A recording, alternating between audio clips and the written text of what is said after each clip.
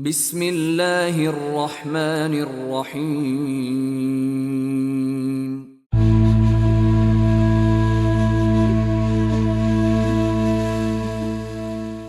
ابو ہریرہ رضی اللہ تعالی عنہ سے مروی ہے، کہتے ہیں کہ رسول اللہ صلی اللہ علیہ وآلہ وسلم نے فرمایا، قیامت کے دن جب اللہ تعالیٰ اگلے پچھلے تمام لوگوں کو جمع کرے گا تو اللہ تعالیٰ مومنین کی طرف آئے گا اور کھڑا ہو جائے گا۔ مومنین ایک قوم پر ہوں گے۔ لوگوں نے عقبہ سے پوچھا، قوم کیا ہے؟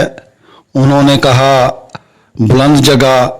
اللہ تعالیٰ فرمائے گا، کیا تم اپنے رب کو پہچانتے ہو؟ مومنین کہیں گے، اگر وہ خود ہمیں اپنی پہچان کروا دے تو ہم اسے پہچان لیں گے۔ پھر اللہ تعالیٰ دوبارہ ان سے کہے گا اور ان کے سامنے مسکرائے گا تو وہ اللہ تعالیٰ کے لیے سجدے میں گر جائیں گے۔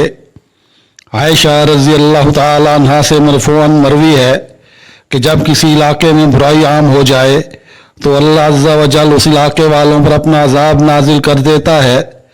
اگر اس میں نیک لوگ ہوں تو وہ عذاب انہیں بھی اپنی لپیٹ میں لے لیتا ہے جو برے لوگوں کو پہنچتا ہے۔ پھر نیک لوگ اللہ کی رحمت کی طرف لوٹتے ہیں۔ مقداد رضی اللہ تعالیٰ عنہ سے مروی ہے کہ رسول اللہ صلی اللہ علیہ وآلہ وسلم نے فرمایا، جب قیامت کا دن ہوگا تو سورج کو بندوں کے قریب کر دیا جائے گا حتیٰ کہ وہ 1 یا 2 میل کے فاصلے پر رہ جائے گا تو سورج انہیں جلائے گا۔ اس وقت وہ اپنے اعمال کے بقدر پسینے میں غرق ہوں گے۔ کسی کو ایڑیوں تک پسینہ آ رہا ہوگا، کسی کو گھٹنوں تک، کسی کو کمر تک اور کسی کو منہ تک۔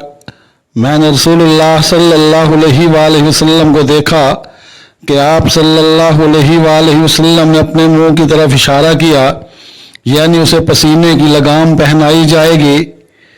ابو ہریرہ رضی اللہ تعالیٰ عنہ سے مروی ہے کہ نبی صلی اللہ علیہ وآلہ وسلم نے فرمایا، 3 نشانیاں جب ظاہر ہو جائیں تو کسی نفس کو اس کا ایمان نفع نہیں دے گا جو اس سے پہلے ایمان نہیں لایا ہوگا یا اپنے ایمان میں کوئی نیکی نہیں کی ہوگی۔ سورج کا مغرب سے طلوع ہونا، دجال اور دابت العرض کا نکلنا،